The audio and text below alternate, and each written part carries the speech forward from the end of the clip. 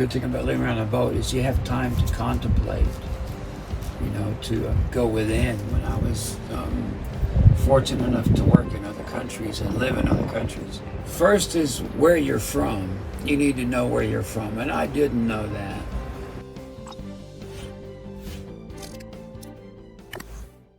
Hi everyone, welcome to Follow Minds. I did this interview in the Bahamas at the absolute beginning of this project.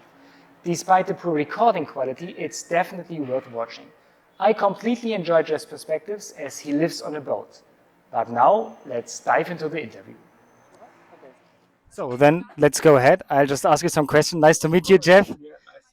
Yeah, first question just for the people who view this video. Who are you and how would you describe yourself? My name is Jeff DeGene. I was born in Texas. I've lived all around the world most of my life in the oil industry. My father was in the oil industry, and that's what I did for 34 years. Then I retired, and since then I've been living on the sailboat. So I'm here in the Bahamas. Yeah, that's so cool to meet you here on a boat. And that's actually my next question. What means living on a boat for you? Because of course, it's special. And what does it mean for you? Freedom. That's the best way you can put it, is freedom to go where and when you want. That's the big advantage. It's not, you have no roots, basically you can move at any time. And I've always liked that. I've always been a nomad, so I like the nomadic lifestyle. Yeah, that's pretty cool. And yeah, you have such a freedom. Don't have to tell anybody what you do, where you have to go, when you have to go. You just told me you will go to another island, but you say, yeah, when the wind is good and everything else fits, then you just go. Right. I mean, sometimes when I leave, people ask me, where are you going? And I say, well, whichever way the wind blows. That's amazing. And not everybody can say that, They can say, yeah, when I leave, I'm just going to go whichever way the wind blows. Yeah. And sometimes we do, and we probably will this time. May not be where you want to go, but it's still nice having that freedom. Of course, you can always motor, and drive where you want to go. But sometimes it's good to go with the wind. That's amazing, because some people have it as a quote, I go where the wind brings me, but in this case, it's really where the wind brings you. That's exactly right. And here in the Bahamas, the winds are pretty predictable, and at certain times of the year. So you can go in a certain direction, with relative ease at certain times of the year. And normally the weather's pretty good here. That's a big important thing on a boat. The weather is your most important. The weather and the tide, it's wind and tide. Wind and tide. Yeah.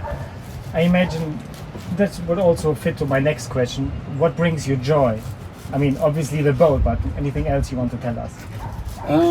What brings me joy is being able to, the good thing about living on a boat is you have time to contemplate, to go within and see things that you're not normally, there's a lot less distractions.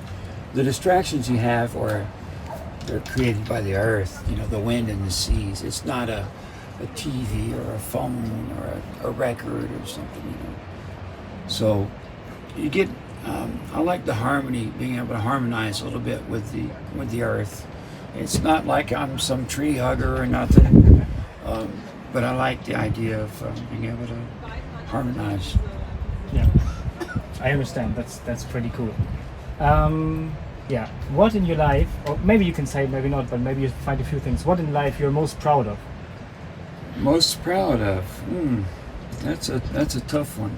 It is. I would say it's what I was able to absorb when I was fortunate enough to work in other countries and live in other countries. Absorb other people's cultures in the Middle East and South America and the Far East and in the UK and other places. So I've had a pretty good exposure to the world, and was able to take in what was good and discard what wasn't. So you can learn something from anybody. A lot of, it's like the Arabs, for example. A lot of people think they're backwards in their ways, but they've got so many things that are way advanced, but we don't see it that way. It's how it's presented to you, is how you how you interpret it.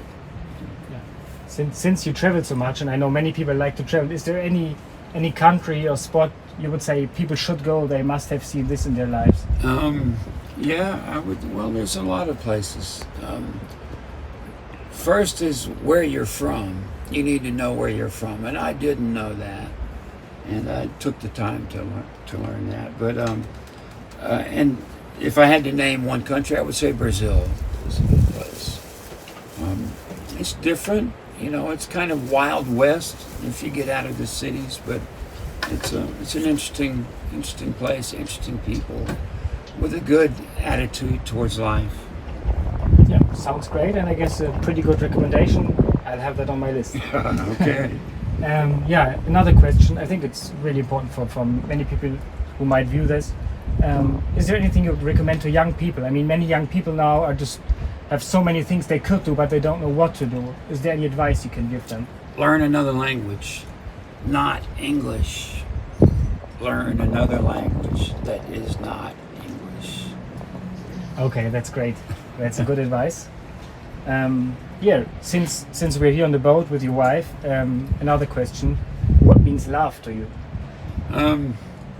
Well, as you know, as you get older, it's the companionship. It's nice to have to know somebody's there with you, and it's nice being alone sometimes, but it's much nicer having a significant other, you know, to lay with, to feel their warmth, you know, the curves of a woman. There's nothing better in this world. Yeah. Nothing. Sounds great. And you can say, because you told me before that you also lived a long time alone on a boat, so right. You can see the difference. Right. Yeah. It's nice sometimes. What I like about that is you tend to take a lot more chances than you would with somebody else on board. You know, so I'd have to think a lot more along safety. For her, I mean, it would be irresponsible of me just to fall overboard and she doesn't know what to do. Yeah. You know, I mean, that, you know, so you have to be a lot more safe, you know, with somebody else. Even if they're experienced, you still have to. Yeah. When you're alone, you can throw caution to the wind, and sometimes that's important. You know, there's, you know, it's like I've heard a saying. It's like, who dares wins. You know, so. Yeah. So you did it quite a few times. Well, I don't know if I would put it like that. That saying has a lot more meaning to it in it than I'm. But it's definitely a good life, and it's for younger people. I don't know if you can maintain the lifestyle. You know, most people have to work their whole life to be able to do this or something like along those lines. But it's been good in my case. It's been good as long as you don't set your sights too high, and you know, you just gotta roll with the punches, right? Yeah, and finally you are here on your own boat and right. Being in the Bahamas. That's right. Yeah. That's great. Yeah, that brings me to my last question. Now we talked about your past, but what are your plans for your future?